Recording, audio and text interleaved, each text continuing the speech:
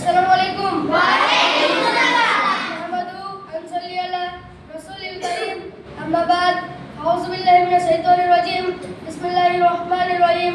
ওয়াফ আল কুরআনিল মাজিদ ওয়াল আযিবু আনজাহু মুনজিরু ফাকালাল কাফিরিনা হাজা সাইয়ুর রাজীম ওয়া ইজাবিতনা ওয়া কুননা তুরাবান যালিকাল ওয়াজহি বাইদ ওয়া যালিমনা মা আনফুসাহুম লা রাজ মিনহুম ওয়া ইন্নানা কিতাবুল হাফিজ بل كذبوا بالحق لما جاءهم فهم في أمر مريج بسم الله الرحمن الرحيم।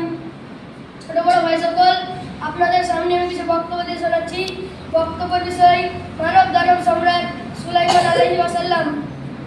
আবির্ভাব যোগ্য পিতার যোগ্য সন্তান মানব দানব সম্রাট সুলাইমান আলাইহিস সালাম।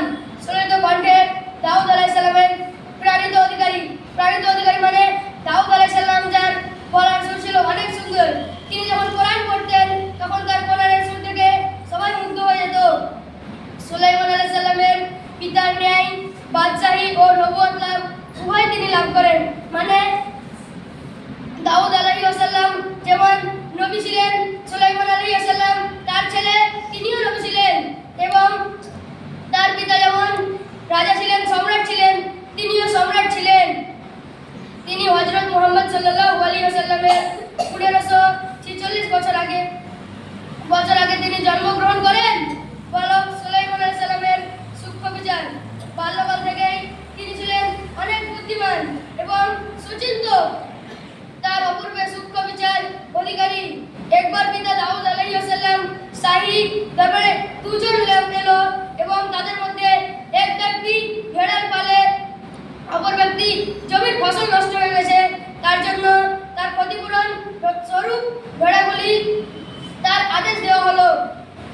বালক সুলাইমান সব শুনে বললেন, এর চেয়ে উত্তম বিচার হচ্ছে ভেড়ার মালিক ক্ষেত জমির চাষ করবে এবং পূর্বে তিনি ভেড়ার মালিক যে ছিল সে তার সমস্ত ভেড়া দিবে এবং জমির মালিককে দিবে, সেই জমির মালিক সেগুলো নেবে এবং তার দুধ পশম গ্রহণ করবে।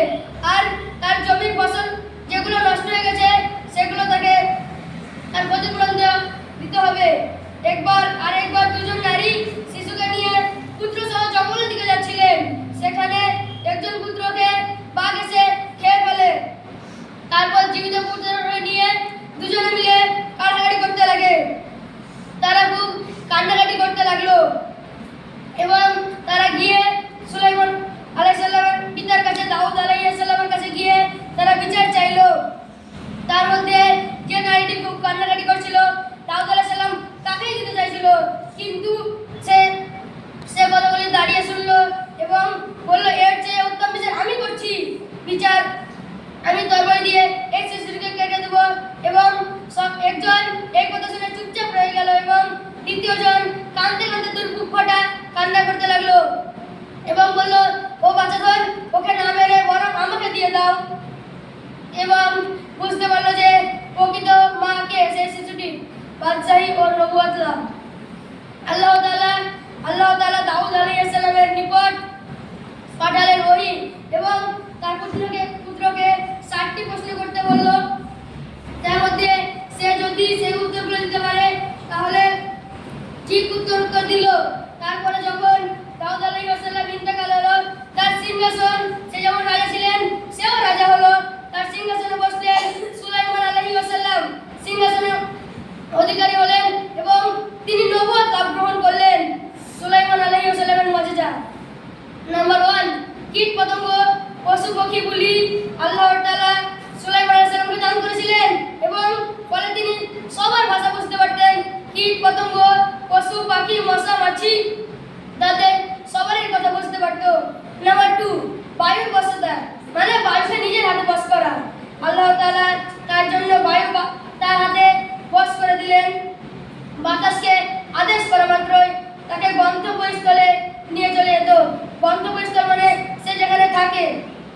তিনি একবেলা মাসের পথ অতিক্রম করতেন, তখন ফলে দুইবেলা অর্থাৎ একদিনের 2 মাস পথ আকাশে উড়িয়ে নিয়ে চলে যেত।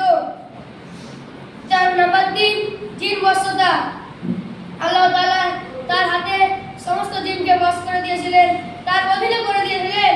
তিনি তাদের নিয়ে সমুদ্রের বহু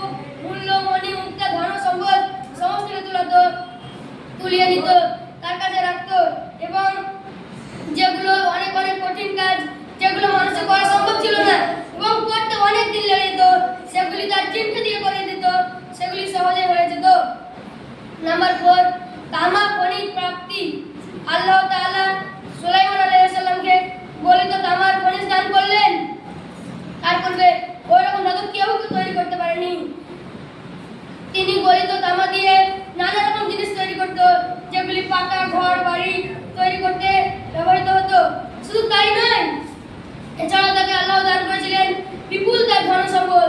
তিনি বহুত ধন সম্পদের অধিকারী ছিলেন। তিনি অনেক জ্ঞানী গুণী সুপণ্ডিতের কাছে তিনি পণ্ডিত হয়ে গেছিলেন।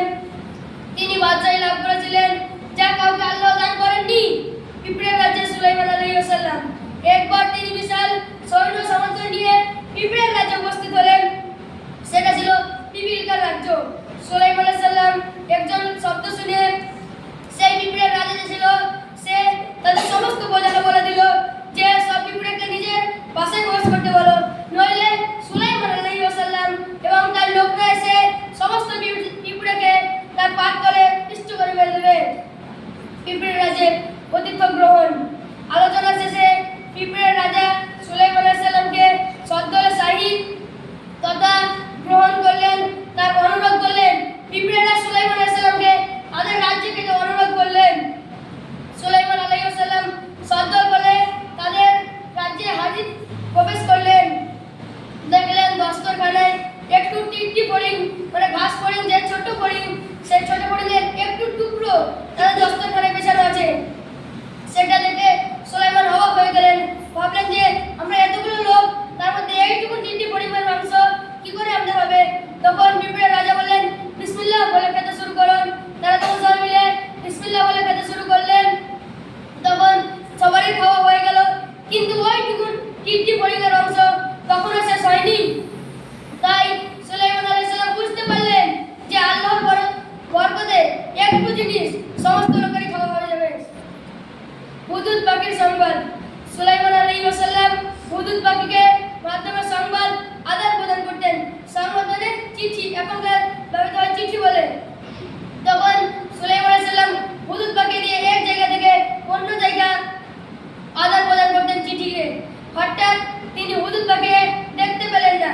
তিনি বেজায় চটে গিয়ে বললেন, হঠাৎ অনুপস্থিত থাকার কারণে তাকে দেখতে না পেলে কিংবা সে যদি কোনো গুরুত্বপূর্ণ খবর সংবাদ না আনতে পারে তাহলে আমি তাদের প্রাণ দণ্ড দিব।